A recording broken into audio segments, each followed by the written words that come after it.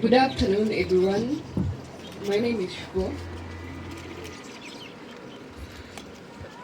We shall forever hold memories of a hero who fought a great battle in silence. Mine is to give a tribute to my beloved brother, Kimani Mbugua'S, a lovely soul that was loved by many. And today, my heart goes to everyone battling with mental health, silently or even openly. When I first heard about the condition my brother was diagnosed with, bipolar disorder 1, my heart and body was in denial and never wished this to happen to any of my brother. It came as a shock to us, and for sure, we thought it would get better as Kim got medication. Some sort of relief and joy would be there whenever, but it would fade away in a few days or weeks because of the countless number of relapses he got through his journey of battling with mental condition. This broke us as a family, but not a single day we ever gave up on Kim. All the roller coasters of emotion began back in 2020. But for me, the real brother I knew left on the year 2018. Kimani battling the condition made him take another path in life that has left our hearts in pain and agony. Growing up, Kim taught me and my sisters to always work together without mama, and would always quote Philippians 2 verse 14 that says, "Do all things without murmuring and disputing." And now we are left with memories of how we could laugh at the things you did when you couldn't recognize a thing,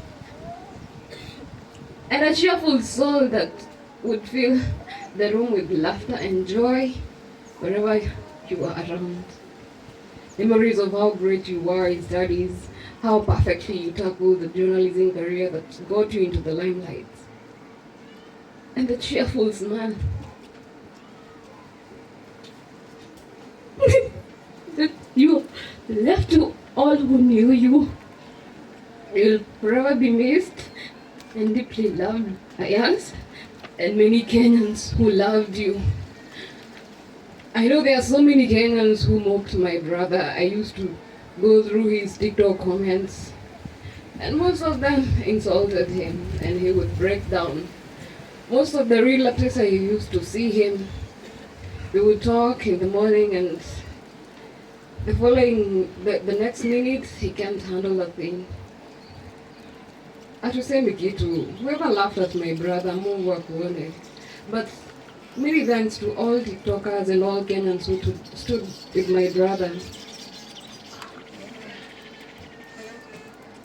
It is God who gives, and it is God who takes.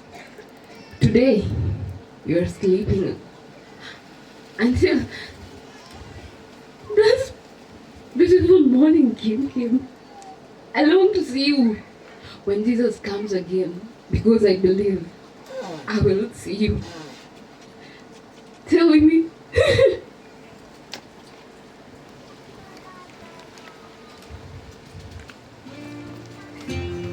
Alright, ladies and gentlemen, can we appreciate Sister Kimani? Pigeni makofi polepole tu, kwa haraka sana, hawamo.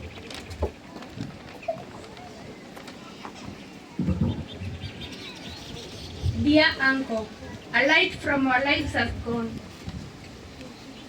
A voice we loved is still. A place is vacant within our hearts, which never can be filled. A bucket of beautiful memories, sprayed with a million tears. I wish God could have spared you. If just for a few more years, we hold you close within our hearts, and there you will remain, to walk with us throughout our lives until we meet again, Uncle Kim. Even in the darkest days since we have been apart, memories of the times we shared help to warm my heart. Every day I miss the smile that no one can replace, but still it brings me comfort in the sadness that I face. A shining example, my uncle, of the best of humankind, forever in our hearts. Shine on away, Uncle Kim. It's well, it's well. Can we appreciate Kawamu? Makofi kidogo tu tafadhali. Thank you so much for that tribute. Sijui kwa nini hawakuniandikia, lakini ningesema tu kwa kila mtu, hamjaboni. I thank God that all of you have come. It has been a battle. It's too painful to lose my firstborn and the only son. Many times I have been in the prayer houses. We had been praying about Kenya Station. Women, I thank you. Usione kama tumeruhusu. Last time we talked with Kimani, Kimani told me, Mom, come for me. I told him, if I'll be given permission by Sonko, you know, this time he said, familia tukae kando kidogo. And then I told Kimani, I'm looking for a job anywhere else out of Kenya. And it's gone, that Shiko had gone. And all of a sudden, he felt that he wouldn't work there. And she came back. All of a sudden, the flight of Sharon was cancelled. I don't know what was happening. All of a sudden, my phone broke down. I could not communicate. I used to communicate with Mama Amina. And then my phone broke down. I got a lot of problems. I don't know where this problem came from. I work somewhere there. I have a small job. You know, when I saw Kimani, the way we are battling with him there, we were staying in Bika town. And then I decided to come back in the village. I said, no, Dad, me, I will go back to the village. I forget all this. I'll join my village people because now I don't know where we are heading to. And when I came back here, I started a small job there. And Kimani would come here. I think the motorbike people, the motorbike villagers, may God bless you, used to go to move around there, and those motorbike people will carry them and bring them there, bring him here. Everybody who was near Kimani was willing to help him. I thank everybody. I thank Obina too. I remember when Obina came to Vika, I told Obina, me, I'm not a sitaki publicity. Most people would say that Kimani only have a dad. Kimani have a very loving. Him being my firstborn and my only son. I loved this. We could talk. I saw a note he wrote when he was there. Mom, I miss you. I don't know how we are going to meet. When I saw that note, I felt so bad that we did not meet with Kimani. So many problems came. They were taking us apart with each other. But I thank God. All of you who have been with us in this journey, may God bless you. May God bless you. I don't have a lot to say. Let me just say, God bless you all. Amen. All right. Everybody, when you look around here, you can see a heap of sand, sitting on kind of things here. It is so surprising to me when I was 29 years old. I had already done my graduation when I was 23. And at 26, I had already constructed a school of the Seventh-day Adventist Church worth around 11 million. It is no longer there. Then I came here at that age of 28, 29. I had a school here, a boarding school for both boys and girls, a high school and a primary school. But at the age of 29, all was destroyed. When I see this home, I always ask God, what is this? My son has left me when he's 29 years old. The date he rested on 14th of October. It's the same date I closed a school worth 31 million and left this place. It has given me a heavy shock. Those who saw me yesterday following the media station, the Citizen Television, I think I had all the right to say so, because that is the prime time when also I was growing up and my life also came down, and the rest is history. So my tribute to this, my son, is this. Why was I working with him day and night? Because I knew at that time I needed parental support. Unfortunately, my dad was not alive. My mom was not alive. They were crying, support me. So I knew what is to live without a parent. And I know myself, I'm a genius. I have studied now. So I knew the kind of seed I have is just a super genius person, studying very well. So I had to give all the best a father can give to a son, even to the sisters, and to make him achieve his goals, because mine were destroyed at 29. So vile mzee huangalia boma yake anaona hapa kuna mambo inaenda asijielewi, but I say, God, I'm alive.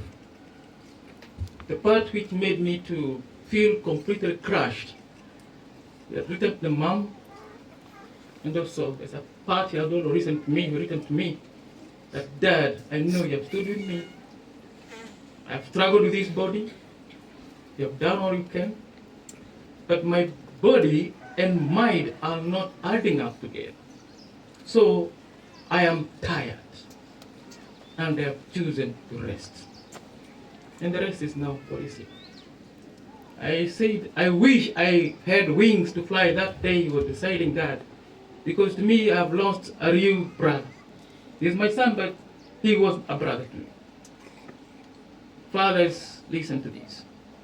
He is the only human being I would call, bro, can we go? And say, hey bro, matok. And I'm the dad. When I would see him in those conditions for those 5 years, I was always cheering him up. I was telling him, hey Kim, cowboys never die. And if they die, they never decay. And if they decay, they never smell. And if they smell sweet. So don't give up. So every morning you tell me, hey, my fellow cowboy, are we moving or not moving? So I want to tell parents here that it is a very strange thing in my history that at the age of 29, I destroyed all developments. And at the same age, our only boy has gone. Deep in my soul, this school was to make young people. I thank God that some of them who have been here, whom I've taught, they are lecturers in the university, and many others are out of the country. But they left their teacher as a candle that burns and gives light and melts. But I've said, God, no, I won't melt. So due to the memory of my son, I have decided, by the grace of God, thanking our Governor Sonko, young man Obina, this place was dedicated for education. I will not stop to kusumbua Obina and Governor Sonko and Mama Amina I'm dedicating the same space with immediate effect. Mimi nimeitoa ile shule ilikuwa ya kufundisha high schools, turudishe a rehab with immediate effect, so that we may not lose other young men and women in this place. Watu wa hapa Kenjurini, watu hapa Mbugua'S wanajua hii shule, ninawapenda sana, ninashukuru sana. Hata ndio walikuwa wa kwanza ku-embrace. It was called St. Joseph. But I'm changing the name to St. Kimani. So expect us to work as a team. I thank the DO with around here, the OCS, recognize you, our DO, my great neighbor here, our councillor. Let us all the might we have, we bring it here, so that by January we put a foundation and rescue, because the distance from Mombasa to Murang'a is almost 400 kilometers. But I thank Mama Amina and your team. Mmekubali mkuu na governor kuja kutushika mkono watu wa Murang'a. Wacha nikwambie bwana D. Saa hii ukiuliza nani alioja maji inakaa uchungu na anavumilia na inamterezesha hapa, wengi watatoroka kule nyuma, lakini sio hao. Because I know what kind of drugs we have around here. Kuna bagi, kuna pombe na kuna mambo mengi. Na vijana wengi hapa ni wale wanaweza soma. Kwa hivyo ndio nimeamua kwa penzi ya Mwenyezi Mungu, ile tulifanya TikTok, ndugu Chris and my son here, the TikTokers. Let us now focus on rescuing the young people. Kwa maana tumepata wafadhili. Dr. Sonko namshukuru, alikuwa a PhD in honorary of supporting the communities, na kwa sababu wamekuja kutuokolea na walikuwa wanatuokolea. Mimi nimetoa shamba, nawe nataka ujitoe. These are our pastors from the church, and I know they will support us. Mimi afadhali nisimamisha ualimu wote, we focus on saving our young people's lives, ili tusipoteze Kimani wengine huko nje ambao wanasumbuliwa na hizo vitu huko. The first day we took him to Avenue Hospital, tuliangaliana na mama, tulipoona bill reading 660,000 na ni shindano moja tu mbili. So it was difficult for us to go that journey. Gari zilikuwa zikaenda, biashara zikasimama, unachanganyikiwa, unakaa mguruki ambaye hajui kuona wapi na anaenda wapi. Obina, thank you very much for the tears you have cried here. They were real tears. I know what you are saying. Hawa vijana wanaonekana maua kule kwa mapicha, si ni ukweli? Lakini inside they are bleeding. I knew when I was saying that Citizen Television, I still start to challenge them. When this young man was waking up in the morning, kuuliza watu wa vehicle and broken news, he was coming home very tired. Waking up at 3, preparing the cameras and doing all that. So that's why I've said there's a gap somewhere. And that's why I'm calling the church, the community tushikane. Hapa tufungue ile St. Joseph, irudishe ikuwa St. Kimani ya kuokoa vijana katika mambo ya mihadarati na mambo ya pombe. Naye Mama Amina atoke kule Mombasa. Mama Amina, tafadhali, hata hapa najua Waislamu mnaweza olewa na mabwana, ni mabibi wengi, whatever, I don't know how it is. Hata tugeomba wasirudi, si ni ukweli? Hii magari yote hii tuachiwe huku, tuanze kazi ya rescuing, si ni ukweli? Hii nyumba mimi kuhama na mamia tukai hapa. We can start with this one. Bwana Chief, Bwana OCS, vijana walete waanze matibabu ya haraka iwezekanavyo, si ni ukweli ndugu zangu? Wangapi wanafurahi wakiona vijana huko wanatembea, wanaanguka gashamari, na ubaya ni yule mtaona mimi ni wa hapa. Na wale tutakutana nyinyi mkitogoga huku hivi. Afadhali Bwana OCS ni kuitie, usiwafunge, lakini tuwatafutie kazi ya kufanya wakiwe more committed, because I know there is a lot to do. Nimeachwa na my brother, to me was okay. We were born, many of us, but hii boma huku kiangalia na huko na huko kulikuwa ni good, but now we are narrowed down to just zero. Why should we edge just like that? So community come out, tusimamisha a good rehab, na mimi nimemkubali Governor Sonko kwa hii boma, na nimeshukuru vile ndugu yetu hapa. Mimi sina pesa za kurudisha kwao, yetu tu ni kuwaombea Mungu awafungulie njia. Mimi nimewakaribisha huku kwetu Maragwa, Mugu Moine. Mungetaka Gavana Sonko awe na kaboma huku? Mko serious? Leo akule madizi na akule makorofia ya huku. Gavana wagredi. Sasa waheshimiwa kama huyu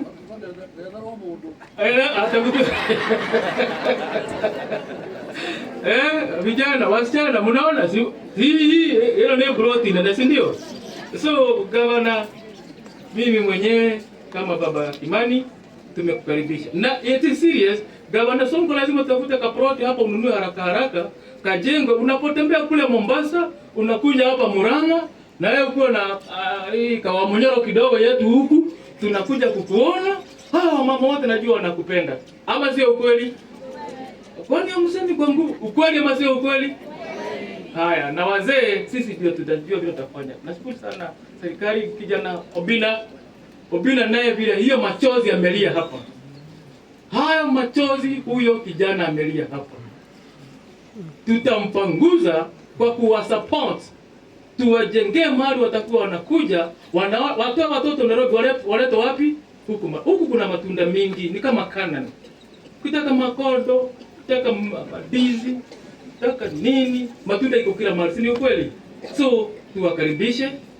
Mimi nimefungua milango, ninyi mmefungua wakuje. Ate lego kana tigo. So kwa hayo mengi ninashukuru sana vile tumeshikana. Kwa hivyo Gavana Sonko, our OCS na ndugu Obina, thank you very much for coming to cry with the people of Murang'a. This is the Maragwa you have been hearing about. Tunakaa kwa bush kama mabushmen, kwa madizmen, madizi ni mingi na our rescue center. Kwa hivyo naomba kwa niaba yangu wasitoke hapa bila madizi. Through all of us. Yale yameiva kwa kona na msiwauzie nilipishwe. Hiyo maligo yote mmelita na huko nyumbani mlete yote hapa wakule na wasitoke hapa. Hiyo lunch wametayarishwa na our friend mheshimiwa, tumewaalika. Lakini hapa bwana wa grave maligo wakule. Wapea wakule madizi na vijana wa TikTokers. Thank you very much because nilipopiga duru mmekuja, kwa hivyo sioni haraka ya kwenda. So I thank you people once again and all, and I've said that Mungu awabariki. Na hata kama unaona ni ile kiherehere yangu nataka itoe hiyo hasira ndani yangu. Na naomba tushirikiane na tushikane mkono wa mama na watoto na vijana, tuokoe maisha yetu. Na Bwana awabariki sana. Alright. Thank you, tupigie baba yetu makofi mazuri.